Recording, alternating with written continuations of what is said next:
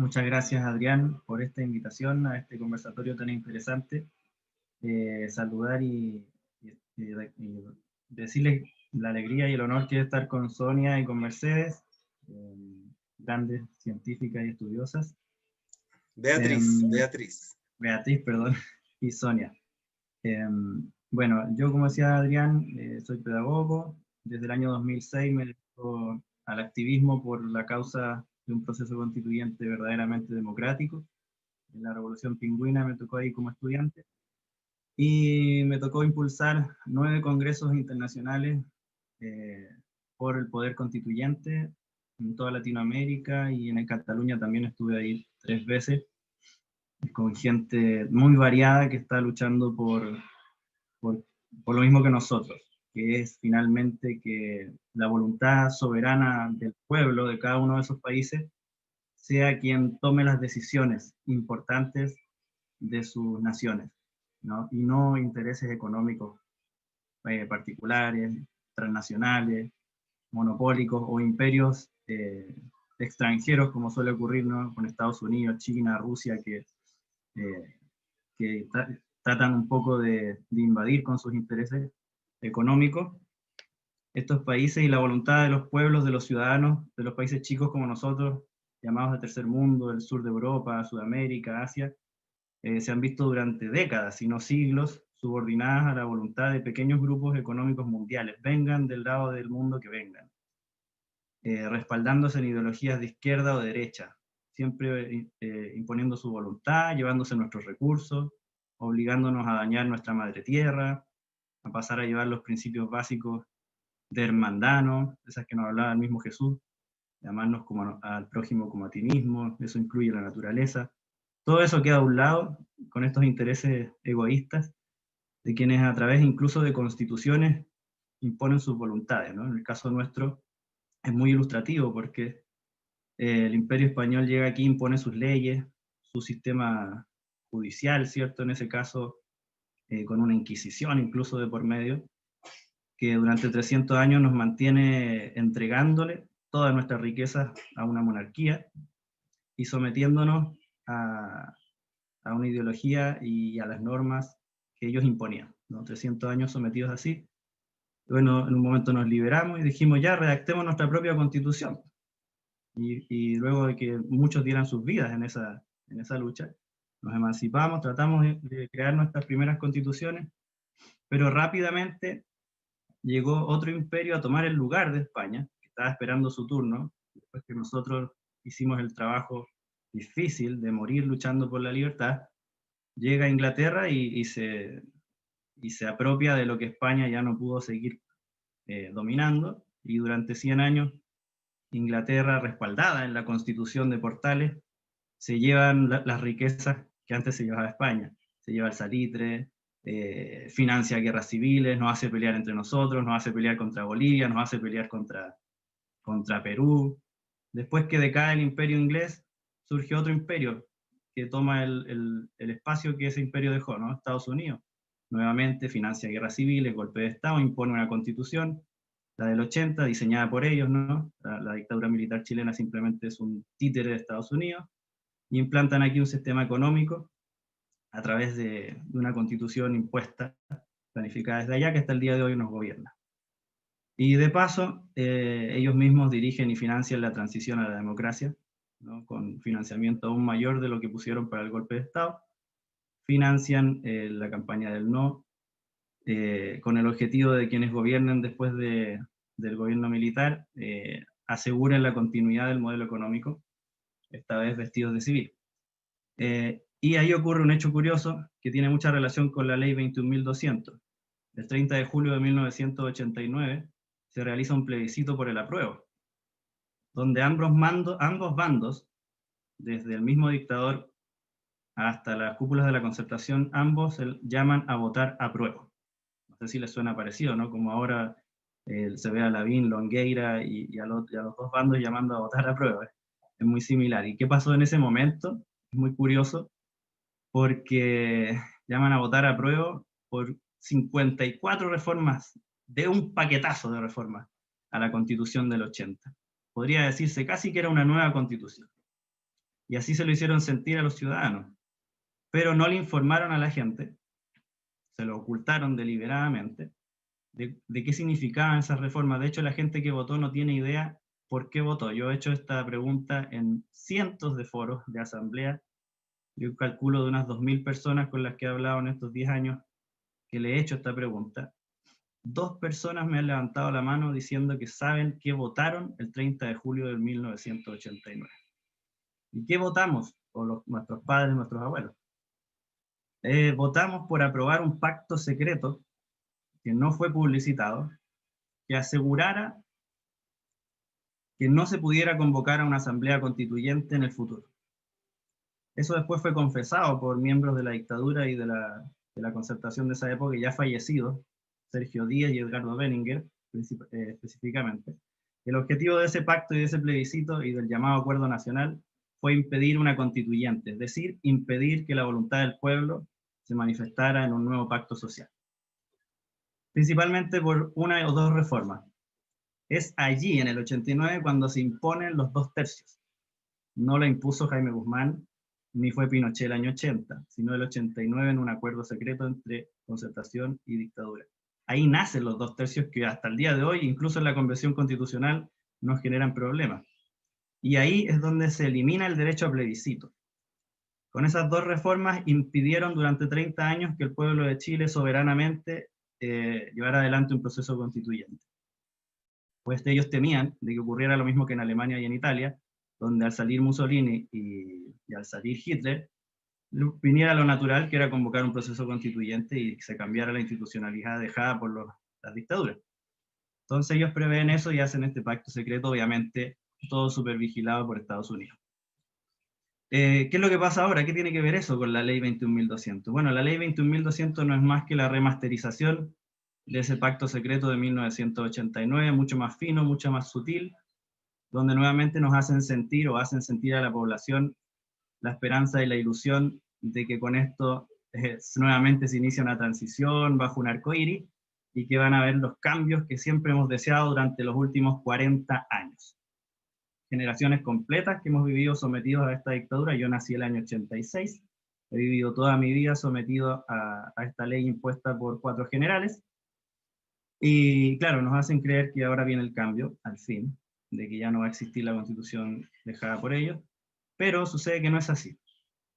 En noviembre del año 2009 se reúnen en silencio, si bien mostraron sus caras, pero los medios de comunicación no pudieron grabar los audios ni publicitar lo que ocurrió en esa reunión entre las cúpulas, los presidentes de los partidos políticos, y firman el Acuerdo por la Paz, que es una imposición violenta de un itinerario que pone límites, amarres y trabas y trampas a la población para que pueda redactar su constitución.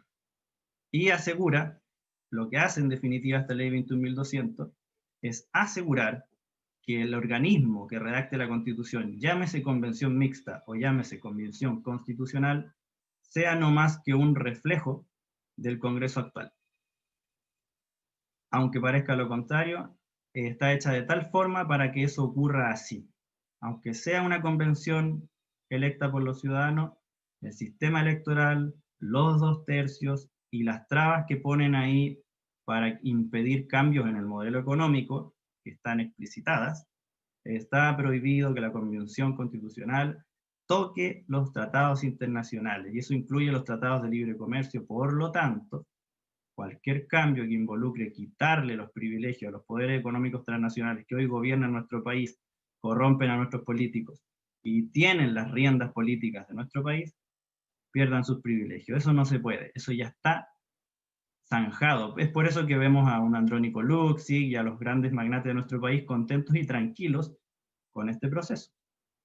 Y como ocurrió en muchos otros países, luego de asambleas constituyentes que sería largo de explicar y requeriría otro seminario, en donde se hicieron asambleas constituyentes, más democráticas que la que va a haber acá, pero por X razón hubieron trampas que impidieron cambiar el modelo económico.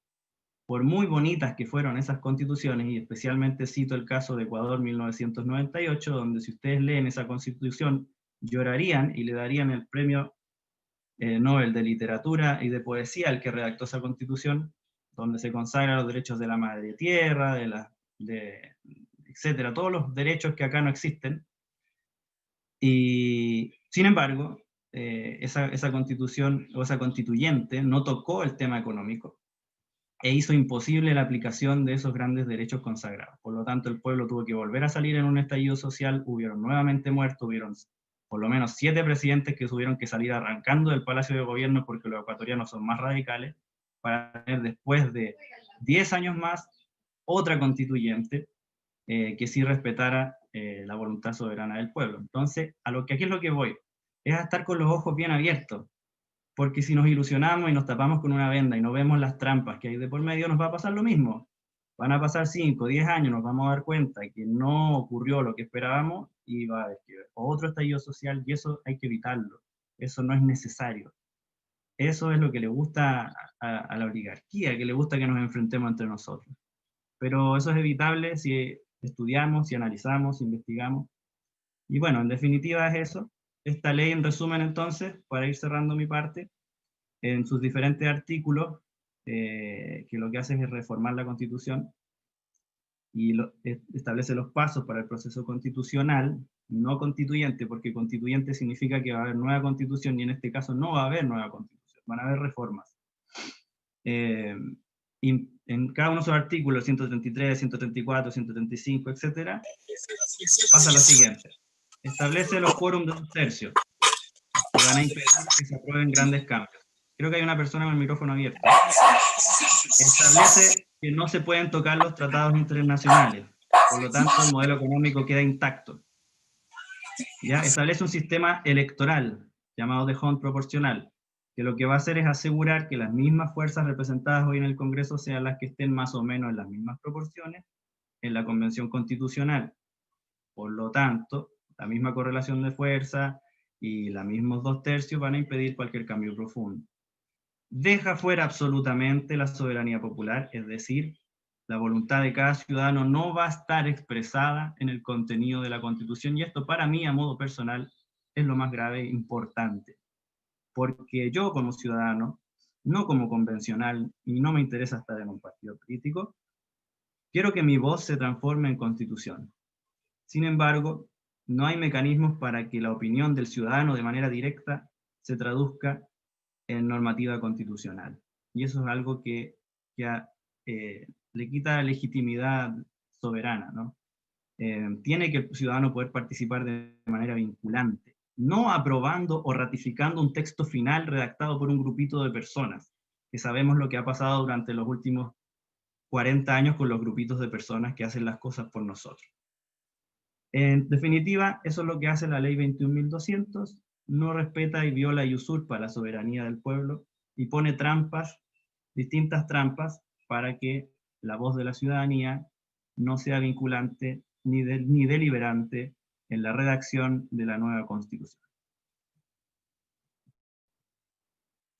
Muchas gracias, Matías. Si tienes tiempo para esperar las otras exposiciones y responder preguntas, o respondes preguntas y... Mira, me encantaría quedarme toda la conferencia, pero estoy en medio de mi aniversario número 10 de matrimonio. Hice una pausa. Hice una pausa para acompañarlos. No sé si me pueda quedar hasta el final, ahí lo pongo en manos tuyas si hacen preguntas ahora. Entonces, si alguien quisiera preguntar para que vaya a celebrar, porque cómo no va a ir a celebrar su 10 años de matrimonio, ¿no? Es un pecado. Si alguien quisiera hacerle alguna pregunta, yo quiero hacerte una, ¿sí?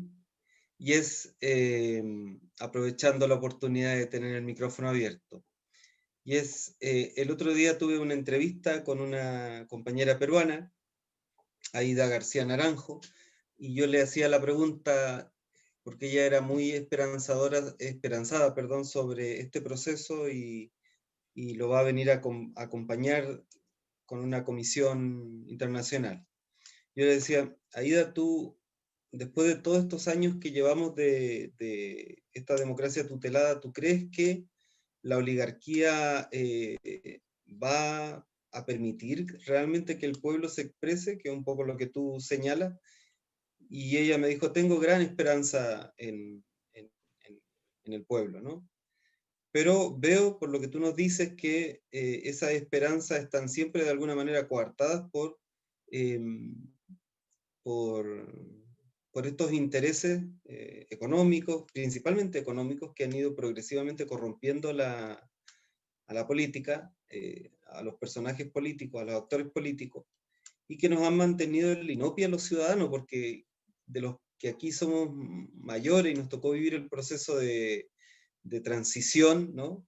Y que ha sido tan valorado en el mundo junto al proceso de transición de España, de salida de la dictadura a la democracia, de alguna manera esa transición se construyó sobre mentira. Esto no lo digo a partir de lo que tú me dices solamente, sino de otras reflexiones propias. Ese pacto, digamos, ¿no? Para salir de las dictaduras se construyó sobre la base de negociar con los muertos, en definitiva. No negarlos, pero sí negociar con ellos. Y por eso nos costó tanto, de alguna manera, enjuiciar a los militares, y se terminó pactando para construirles cárceles que son en realidad, no sé, hoteles, y se mantuvo intacto el modelo económico, que es lo más gravoso, digamos, ¿no? Porque somete a la mayor parte de la población a la precariedad y a una clase media ahogada a punta de la deuda, ¿no? Entonces, yo te hago la misma pregunta a ti. Primero, ¿qué votamos? O sea, yo me imagino que de todas maneras hay que votar a prueba, ¿ah? Pero, porque en realidad, dentro de las posibilidades, ¿qué? Y segundo, confirmo mi teoría personal de que de alguna manera las élites siempre se las buscan para élites no solo, yo creo que más económicas que políticas. Bueno, están tan unidas que, pero bueno, eso es mi pregunta, mi reflexión. Bien, voy a tratar de ser breve para que continúen las amigas y amigos. Sí, es una realidad, es cosa de revisar la historia, de que lógicamente hay grupos de personas privilegiadas, o familias o poderes económicos nacionales y internacionales, llamémoslo como lo llamemos, ¿no? Oligarquías, lo que sea, que siempre van a estar como un paso adelante vigilando que las cosas se hagan a su manera.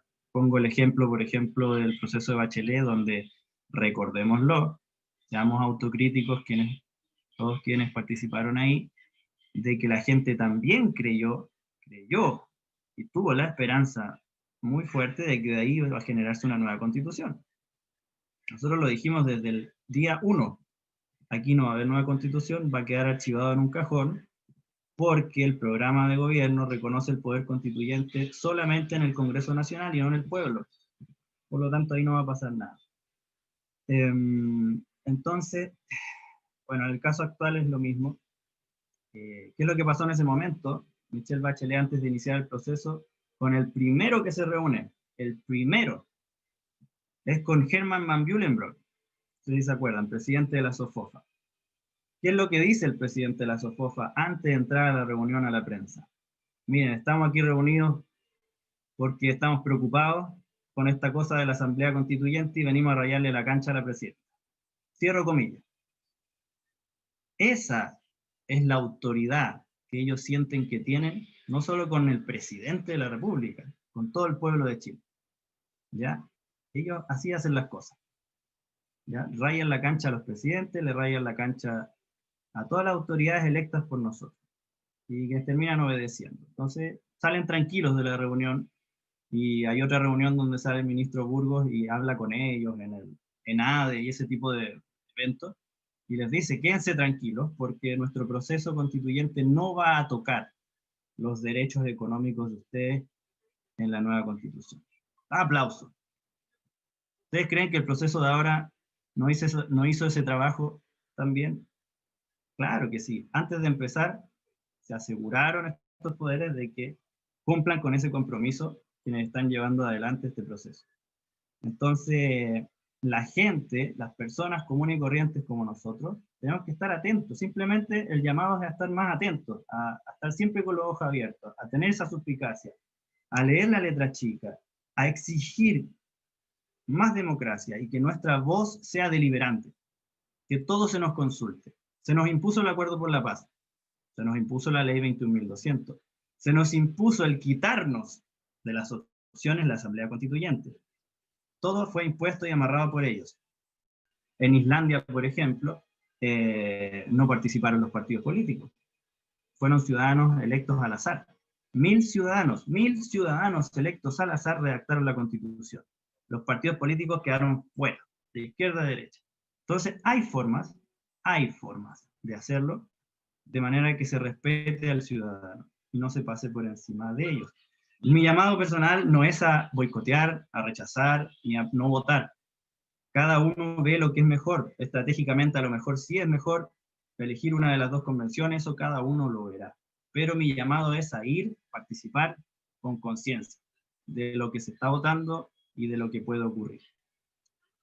Eso, mis amigos. Muchas gracias por la invitación.